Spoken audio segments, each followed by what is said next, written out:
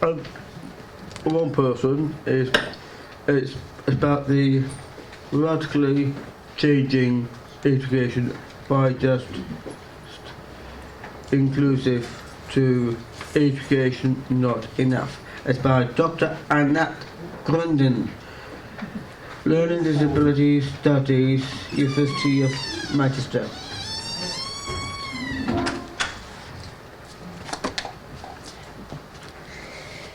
So, hi everybody, and what I'm going to talk about today is inclusive education, or rather taking the debate about inclusive education beyond these questions of mainstream school and versus special school, asking what we actually think is education. And this question of what we think is education is really at the heart, I think, of learning disability studies, because when we speak about learning disability, we need to ask what we mean by learning. What is learning? How do we define it? And what we mean by disability. So I asked, I'll just start by saying, I think it's not new to a lot of you, that when I speak about disability, I look at it from a social model perspective, which means that I look at the environment and how there are different barriers that prevent people from doing things in life. But what I mean by learning and what I mean by education, that was a much more difficult question to answer, and therefore I decided I'll go and do a doctorate about that. And I asked activists in the disabled people's movement and the inclusive education movement about their thoughts and experience, how their education was like, and what do they think good education should be about, regardless of how it is done today.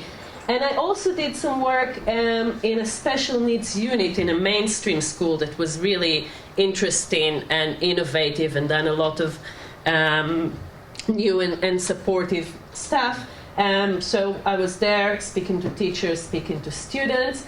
Just wanted to say about the activists, some of them were disabled themselves, some of them were parents of disabled people, some were both, some with the label of learning difficulties and some with other impairment labels. And what I'll try to discuss today, so the two kind of things that came, chose two things that came out of my conversation with disabled people. One is about how schools, as they are set today, and in very much define how we think about learning and how we understand learning, but how these understandings are disabling. So they're preventing people who can learn from learning, and they define the learning that these people do as not really learning. And the second thing we'll discuss today is about education beyond school. So how can we think, what did the activists that I spoke to and the students wanted education to be like? And that was something that was gone far beyond school in terms of where education is happening, but also in terms of what counts as education. And then if I'll have time, I'll try to say, how does all this bear on partnership work in academia? Hopefully, we'll see how we go along. So schools are disabling. And why are schools disabling? So a lot of it has to do with the fact that when we think about schools and when we think about learning, there is this very sitting-based idea of what learning means. And it's a bit similar to what we have here today. So we have one speaker standing at the front and everyone sitting down. This is how you do learning. The autistic blogger Eliza Hillary speaks about how children in kindergarten in the US are monitored and how they need to perform good listening, so whole body listening. She calls this blog post where she presents that on failing kindergarten. She said, had that been the rules in my time, I wouldn't have been able to actually successfully pass kindergarten. So eyes looking at the person in front of you, ears listening, hands quiet in your lap, etc., etc. All these indicators to indicate that a person is listening. Now, many of the people I was speaking to in my research said, actually, the best way for us to learn is when we're moving around. We get much more than when we're sitting down. We need to play with our hands. Some of the people were saying, especially people with the label of autism, saying that this demand to look at the person, and because if you're not looking at the person, it's like you're not listening. It actually hurts the way that they can listen, because it's confusing them, and they and all the looking at the face makes them listen less well. But people demand that of them, because this is the only way you can demonstrate that you are listening. So we see that this kind of insistence of really a performance of what learning means not only devalues people who cannot do these things, but actually prevents them from learning effectively in their own way. Another point about why schools are disabling.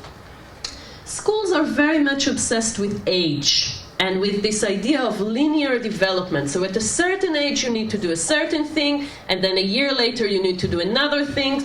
The things that you do when you are 4 are more progressed than the things that you do when you are 3, and the things that you do when you are 8 are even more progressed. And you cannot go back and you cannot go forward. You need to keep the things age appropriate. So some of my participants were telling me about having trouble in school because they didn't meet up these kind of age norms. So the reading maybe wasn't at the stage of a 7-year-old should be, but their math was better. But they were not allowed to go forward with their math work because they couldn't go ahead of the class. So they were bored. So they were tapping on the tables. So then they were identified as having behavioral difficulties, okay, because they just didn't fit this kind of idea of age. And this is not just about learning, it's also about a lot of the social activity. So Tom is telling me how he had this really, really hard time going into secondary school because when they were trying to prepare them for transition, they told them, oh, secondary school is a completely different world to primary. It's not about just playing with your mates anymore. You have to go out with girls. It's about this bigger place, this bigger social networks. He was terrified. He told me I was having this aversion to any female company hiding in the school because I wanted to stay and play with my trains.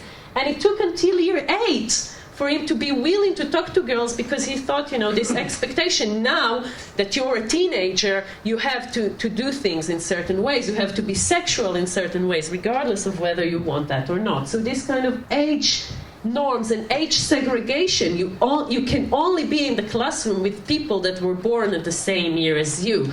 And a lot of my participants, when I'll speak about how learning can be done differently, speak about actually we really learned very well in a sort of intergenerational environment. So speaking with my grandfather was a way for me to learn things, and not necessarily just with kids my own age. And vice versa, I heard from a lot of adults, when we are with our children, we learn a lot about ourselves. So this idea that you only need to learn with people within your own age is actually disabling a lot of people. And there's a very narrow definition of what learning means, and especially of how we can measure, and these two go together. So the idea of learning is very much tied to the idea of tests, and because we want to test people and we want to have standards that we set in advance, then we can only count as learning what can be tested. So we already not just thinking, oh, how can we see if a person learned something, but we start thinking from the tests and then building the way that we are learning. So this idea that we need to know in advance what needs to be taught, and we'll give people tests, and people who do not measure up, who learn in different ways or who are interested in other ways, are then being labeled as having learning disability because they don't fit this kind of model of learning. Now, all these things together fit into what a Brazilian educator named Paulo Freire called the banking model of education.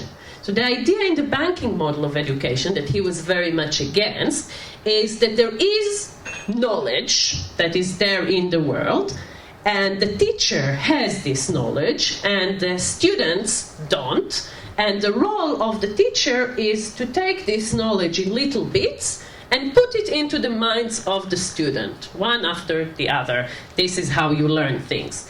And Paulo Freire said, actually, no, this is not how you learn things. This kind of understanding of knowledge, again, that we can standardize, it keeps people from being able to change the world around them. It keeps people from doing exciting new things with this knowledge, because we think about knowledge as something that's already there, that doesn't change. And learning is about change, and it's about connecting it with action.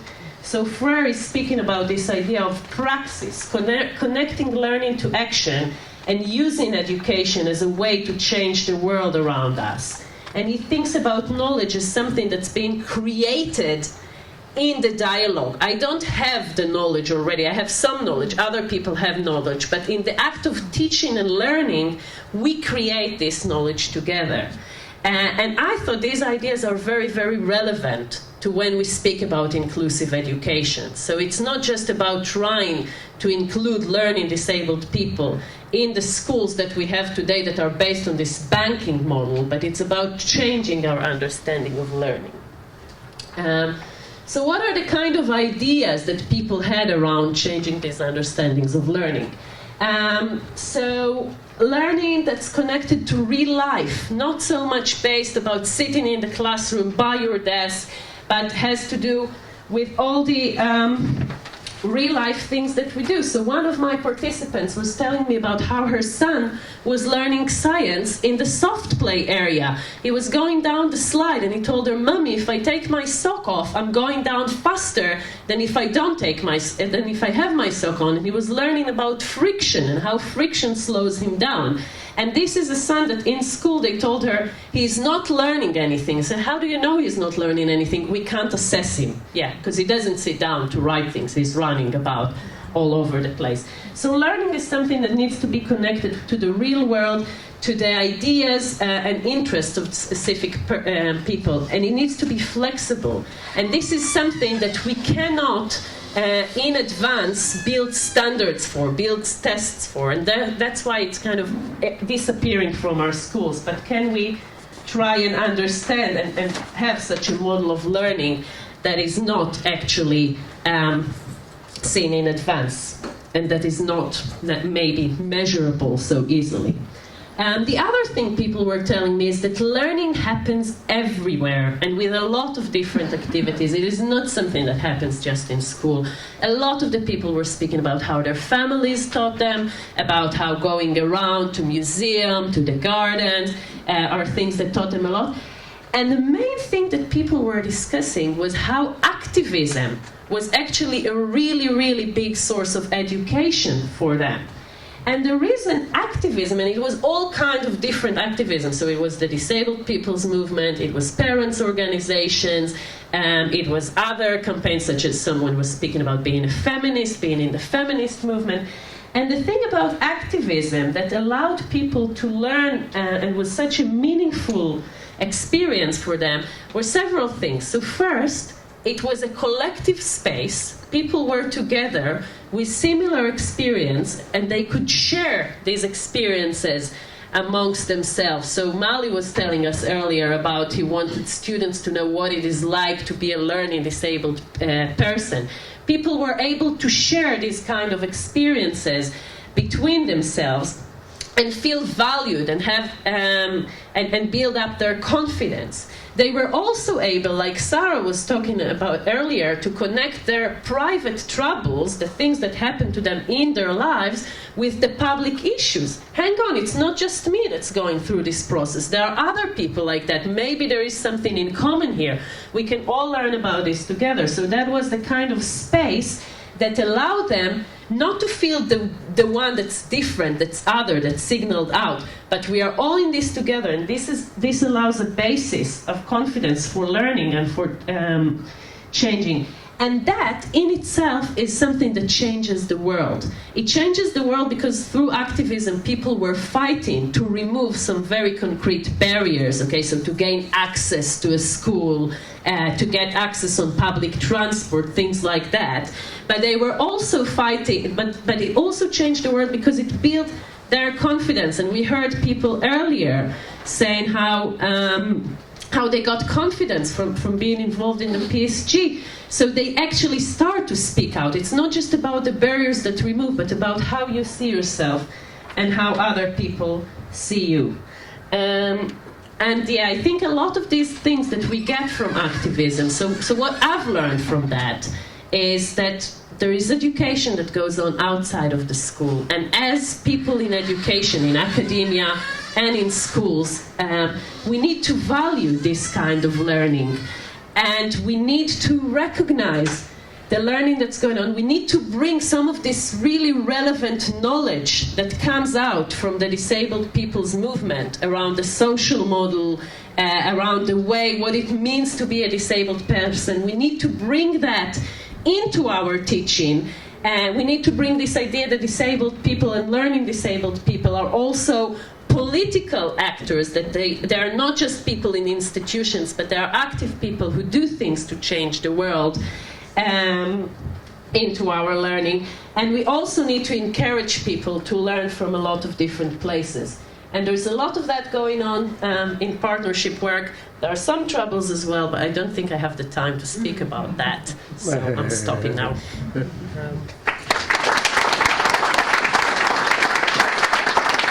Thank you very much indeed, Annette. Is there any questions for Annette? Yeah, come on. I suppose the thing that struck me was that we all learn in lots of different ways. So the idea that schools are pushing everybody into learning in that very sedentary way means that lots of people won't be learning well. Mm-hmm. Yeah, I completely agree. I don't think it's a problem that has to do just specifically with the people we call learning disabled, and I think a lot of them we call because they cannot fit. So we all learn in different ways. There's one way that is valued by the school. Some of us manage to learn in this way as well. Perhaps for some of us it is even the best way for them to learn. And the others that aren't are being pushed aside, they are being labeled. And one of the points that I was making on the earlier slide about, I wasn't making it because I didn't have time, but I'll use the time of questions, about why it is important to have learning disabled people in academia is that it pushes us as lecturers to think about working in different ways. So because there are people who very clearly do not work in this kind of you sit down and write what I tell you, we need to think creatively. And thinking creatively also help a lot of our students who don't have this label of learning disability but want to be learning in other ways. So this is something that's benefiting everyone and not just learning disabled people. Someone had their hands up. I just want to add on what you say, that how schools disable pupils. I have a concrete example. I've got a nephew, he's 5, but his mental age is 8. They're still putting him in a class of 5-year-olds. He hates it, he doesn't like it because it's not challenging. Hence he pushes tables and stuff like that. Now they want to give him a label. They want him to have a statement. Now he's moved out of that classroom. He's somewhere else with a support worker all day and only goes to his class when he's calm. So he's being disabled by the school. Yeah, I agree. And this idea of age norm, you have to progress. So you progress in a certain rate, and you progress in the same rate with all your skills. Otherwise, there is something wrong with you, and we need to give you a label.